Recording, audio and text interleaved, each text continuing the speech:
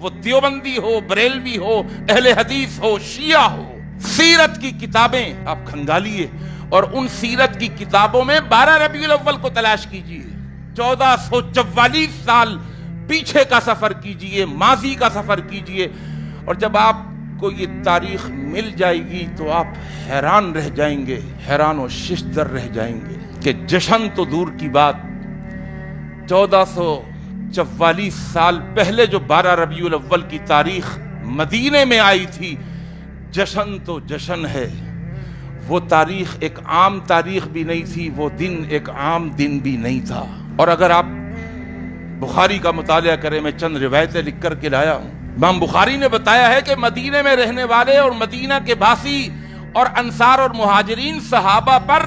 کیا قیامت ٹوٹ پڑی تھی اس تاریخ کو۔ اس کا مطالعہ کرنے کے بعد اگر آپ کا دل گوارا کرے جشن منانے کا تو میں کہتا ہوں جشن منائیے۔ سیرت کی کتابیں اس بات کو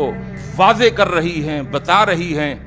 کہ 12 ربیع الاول کی تاریخ اللہ کے نبی صلی اللہ علیہ وسلم کی وفات کی تاریخ۔ ہاں، تاریخ پیدائش میں اختلاف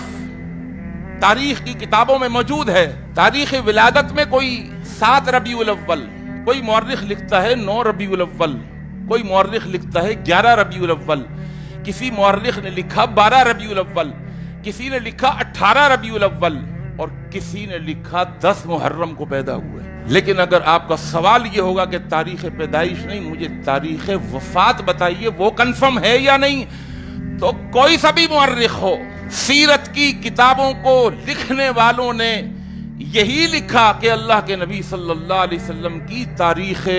وفات وہ 12 ربیع الاول